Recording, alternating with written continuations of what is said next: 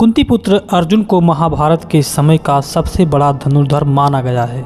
ऐसा भी माना जाता है कि अर्जुन के पास अगर धनुष चलाने का कौशल नहीं होता तो पांडव शायद महाभारत को जीत ही नहीं पाते। साथ ही अधिकतर लोग यही जानते हैं कि अर्जुन की मृत्यु पांडवों के सशरीर स्वर्ग यात्रा के दौरान हुई थी, लेकिन दर्शकों, महाभारत में एक ऐसा भी कथा पढ़ने को मिलता है जिसमें बताया गया है कि अर्जुन की इससे पहले भी एक बार मृत्यु हो चुकी है और देवी गंगा अर्जुन की मृत्यु पर मुस्कुराने लगी थी। तो श्रोताओं, आइए जानते हैं कि आखिर अर्जुन की मृत्यु पर देवी गंगा क्यों मुस्कुराने लगी थी। नमस्कार दोस्तों, मैं हूं धर्मेंद्र कुमार तिवारी और आप देख रहे हैं अध्यात्म गुरु चैनल। मित्रों, इस कथा को आगे बढ़ाने से पहले आपसे निवेदन करता हूं कि कृपया अगर इस चैनल को पहली बार देख रहे हैं तो चैनल को सब्सक्राइब करके घंटी के निशान पर दबाकर ऑल पर क्लिक कर दें ताकि ऐसे ही नए कथाओं का अपडेट आपको सबसे पहले मिलता रहे। चलिए आपका समय न लेते हुए इस कथा को प्रारंभ करते हैं। कथा के अनुसार महाभारत युद्ध में विजयी होने के बाद ज्येष्ठ पांडव युधिष्ठिर हस्तिनापुर के राजा बने। कुछ दिन पश्चात श्री कृष्ण के कहने पर युधिष्ठिर ने अश्वमेघ यज्ञ आरंभ कर दिया और नियमानुसार यज्ञ के अश्व को अर्जुन के नेतृत्व में छोड़ दिया। अश्व जहाँ जहाँ जाता अर्जुन अपनी सेना के साथ उसके पीछे पीछे जाते।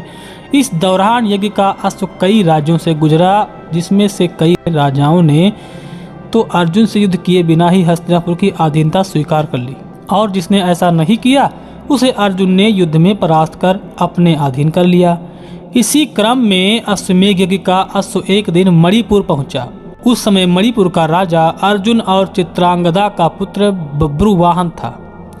बभ्रुवाहन ने जब ये सुना कि उसके पिता अर्जुन उसके राज में पधारे हैं तो वह उनके स्वागत के लिए राज्य की सीमा पर जा पहुंचा और अपने पिता अर्जुन को देखते ही वह उनके स्वागत के लिए आगे बढ़ा, लेकिन अर्जुन ने उसे रोक दिया। अर्जुन बभ्रुवाहन से कहा कि इस समय तुम्हारा पिता नहीं हूँ मैं, बल्कि हस्तिनापुर नरेश का प्रतिनिधि हूँ, इसलिए क्षत्रिय नियमानुसार तुम्हें इस समय मुझसे युद्ध करना चाहिए। उसी समय अर्जुन की दूसरी पत्नी उलूपी वहाँ आ गई और बभ्रुवाहन से बोली, हे पुत्र, तुम्हें अपने पिता के साथ युद्ध करना चाहिए। अगर तुम युद्ध नहीं करोगे तो ये तुम्हारे पिता का अपमान होगा। माता की आज्ञा पाते ही बभ्रुवाहन युद्ध के लिए तैयार हो गए। इसके बाद क्या था, अर्जुन और बभ्रुवाहन के बीच घोर युद्ध होने लगा। श्रोतागण, काफी समय तक युद्ध चलने के बाद जब कोई परिणाम नहीं निकला तो बभ्रुवाहन ने कामाख्या देवी से प्राप्त किए दिव्य बाण से अर्जुन पर प्रहार कर दिया, जिससे अर्जुन का सर धड़ से कटकर अलग हो गया।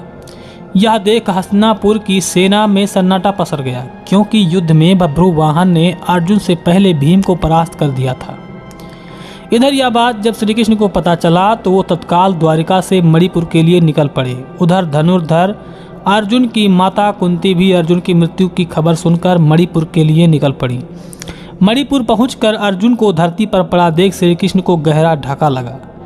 तभी श्री कृष्ण ने देखा कि माता गंगा अर्जुन की मृत्यु पर मुस्कुरा रही हैं। इतने में ही कुंती भी वहां पहुंच गई और अपने पुत्र के शव को देखकर गोद में रख लिया और विलाप करने लगी।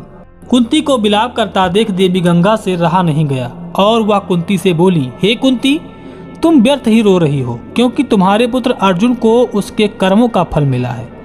मेरा पुत्र भीष्म इसे अपनी पुत्र की तरह स्नेह करता था, फिर भी इसने श्रीखंडी का सहारा लेकर मेरे पुत्र भीष्म का वध कर डाला।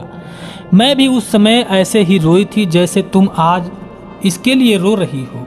मैंने अपने पुत्र के वध का बदला ले लिया, क्योंकि जिस कामाख्या देवी के बाण से बभ्रुवाहन ने अर्जुन का सिर धड़ से अलग किया है वो मेरे द्वारा ही प्रदान किया गया था। देवी गंगा की मुख से बदले की बातें सुनकर श्री कृष्ण हैरान हो गए और बोले, हे देवी, आप किस बदले की बात कर रही हैं? आप किससे बदला लेंगी? अर्जुन की माता कुंती से, फिर अर्जुन से आप एक माता से प्रतिरोध कैसे कर सकती हैं? और तब देवी गंगा ने कृष्ण से कहा, वासुदेव, ये तो आप जानते ही हैं कि हानि की अर्जुन ने उस समय मेरे पुत्र का वध किया था जब वह निहत्था था। अर्जुन का ऐसा करना तब उचित नहीं था। अर्जुन का वध उसके पुत्र के द्वारा कराकर मैंने भी उसका गलत नहीं किया है। तब श्री कृष्ण देवी गंगा को समझाते हुए अर्जुन की जिस तरह से अपने पितामह का वध किया था वह स्थिति स्वयं पितामह ने अर्जुन को बताई थी, क्योंकि पितामह जानते थे कि उनके होते हुए पांडवों की विजय असंभव थी। इसीलिए उन्होंने स्वयं युद्ध से हटने का मार्ग अर्जुन को बताया। अर्जुन ने तो बब्रुवाहन के प्रहारों को सिर्फ रोका है, स्वयं प्रहार तो किया ही नहीं। अर्जुन तो कामाख्या देवी द्वारा दिए गए दिव्य बाण और आपका मान बढ़ाया है। कृष्ण के तर्क सुनकर गंगा जी दुविधा में पड़ गईं और श्री कृष्ण ने इस दुविधा से बाहर निकलने का मार्ग बताने को कहा। तब जाकर कृष्ण ने देवी गंगा से प्रतिज्ञा को वापस लेने को कहा।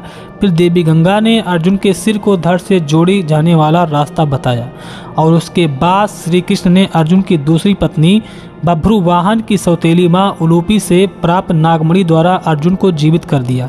मित्रों, ये थी कथा जो मैंने आपको बताया कि माता गंगा क्यों अर्जुन के मरने पर हंसने लगी थी। मित्रों, आपसे निवेदन करता हूँ कि अगर आप इस चैनल को पहली बार देख रहे हैं तो चैनल को सब्सक्राइब करें और वीडियो को लाइक करना बिल्कुल मत भूलें, क्योंकि आपको मैं टारगेट देता हूँ 5000 लाइक। 5000 लाइक तो आप क्षण भर में कर सकते हैं, क्योंकि लाइक करने में तो कुछ नहीं जाता है। और अगर चैनल पर नए हैं तो चैनल को सब्सक्राइब करके घंटी के निशान को दबा दें, ऑल पर क्लिक कर दें, ताकि ऐसे ही जानकारी आपको मिलती रहे। और फिर आगे मैं ऐसे ही आपको हैरान कर देने वाली टॉपिक फिर लेकर आऊँगा। तब तक के लिए लेते हैं विदा, मिलेंगे नई कथा के साथ। जय श्री कृष्ण, जय हिंद, जय भारत।